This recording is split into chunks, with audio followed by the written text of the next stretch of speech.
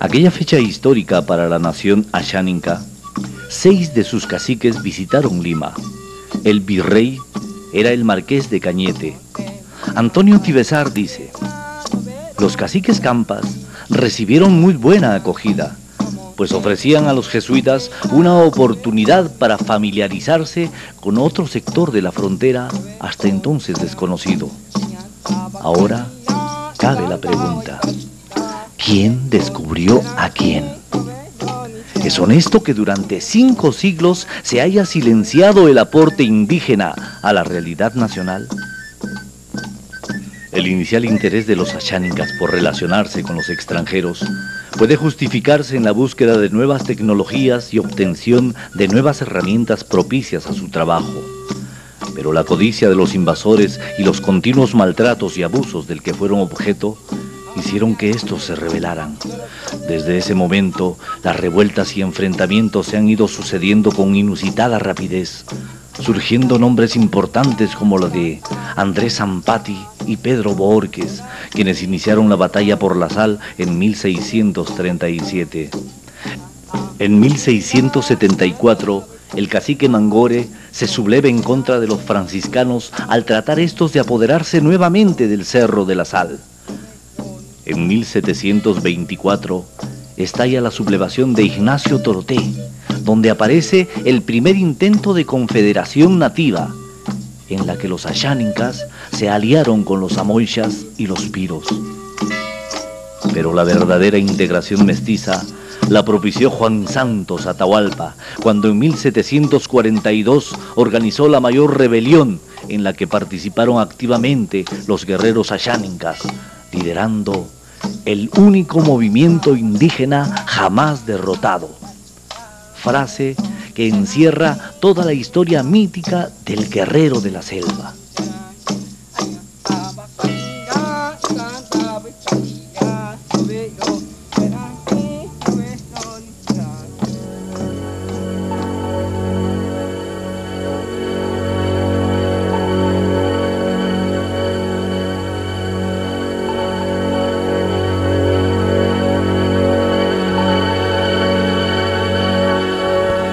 A finales de la década del 80 y hasta mediados de los 90, los nativos libraron feroces enfrentamientos en contra de una nueva forma de avasallamiento: el terrorismo. Guerra que diezmó significativamente el número de nativos a tal punto de correr el riesgo de convertirlos en una especie en extinción. Hoy, en pleno siglo XXI, y caminando los senderos del nuevo milenio, continúan aún encarnizados combates contra los últimos rezagos de la subversión en retirada.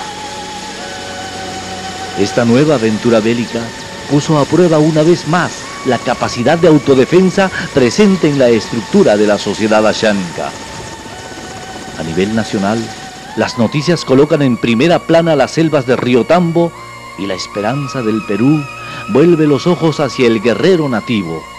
En el Gran Pajonal, los principales jefes indígenas deciden la historia en favor del país. El 11 de febrero de 1990 se firma la sentencia de muerte del movimiento terrorista que durante más de una década había azotado cruelmente al territorio nacional. Miles de nativos habían caído en las matanzas de Selva Virgen, Valle Esmeralda, Puerto Ocopa, Pollén, Anapati. Hombres, mujeres y niños fueron masacrados y torturados antes de morir en manos de la demencia terrorista. 3.000 niños huérfanos es el saldo espantoso de la infamia y crueldad del hombre mal llamado civil. Y ahí no queda todo. Ahí más bien comienza. Continuamente estallan noticias sobre enfrentamientos, matanzas y fosas comunes, teniendo como principales víctimas a este pueblo increíble. Se calculan en 10.000 los caídos y se sigue contando. El Estado apareció después, El ejército aprovecha la organización de los nativos para terminar con los sediciosos. Se avisora la pacificación nacional y los asháninkas son los protagonistas y nada más. Para ellos no fue heroísmo la lucha contra el intruso. Han vivido luchando en contra de aquellos que pretendieron invadir el suelo conquistado hace milenios por sus ancestros. Para ellos no existe diferencia entre un capitán castellano, los gamonales, los funcionarios abusivos o los terroristas. Todos ellos pertenecen a un mismo grupo, el grupo de los intrusos que pretenden avasallar su nobleza con motivos diversos. Las guerras siempre han sido victoria de los asháninkas, y esta última contra la subversión, el narcotráfico y la pobreza, también la ganarán.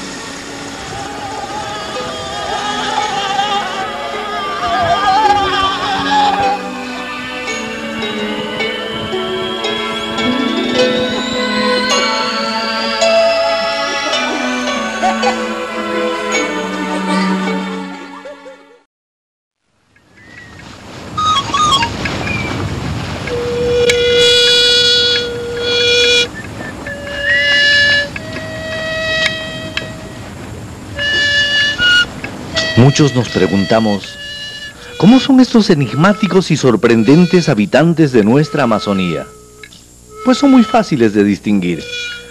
Tienen la piel trigueña, el cabello lacio, ojos achinados, pómulos salientes y una estatura promedio de 1,65, siendo su contextura generalmente delgada.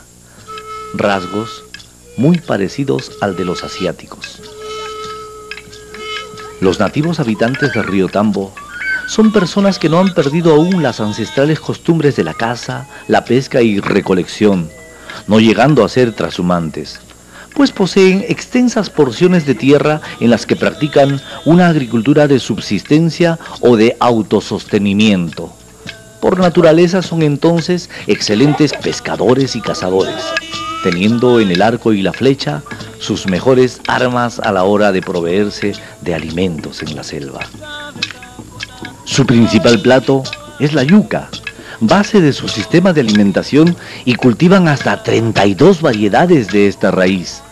También existen productos secundarios como el maíz, maní, frijol, y tienen además especies frutales que siembran alrededor de sus viviendas, entre las que destacan el plátano, la papaya, cocos, pacay, marañón, aguaje, unguragui, palmito, entre muchos otros.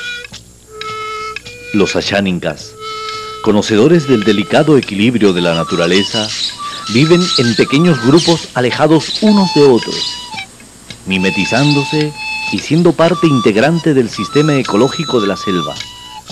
Muestra de ello es su artesanía, que es una demostración y una enseñanza al mundo de cómo se deben trabajar los productos respetando la ecología y el equilibrio natural de la tierra. Los utensilios que usan están hechos en base a productos de su entorno: canastas, abanicos, esteras y coronas finamente tejidas con cañas y hojas de palmera. Los adornos están hechos de diversas semillas, coloridas plumas de aves, dientes, huesos y uñas de animales, escamas de peces. Sus armas también son confeccionadas con productos naturales. Las flechas se hacen de sacuaras con diversas puntas de chonta, de la que también se fabrican los arcos. Confeccionan sus vestimentas con hilos de algodón, siendo expertos artesanos del tejido, complementando su colorido con tinturas de corteza de árboles y semillas. Por lo general, las vestimentas tejidas son de color blanco, con ornamentos marrones al que denominan kushma, y que consiste en una larga túnica que los cubre del cuello a los talones, aunque también es muy común el uso del tocuyo, que tiñen generalmente de color marrón y que, según antiguas versiones, habrían copiado del hábito de los misioneros franciscanos.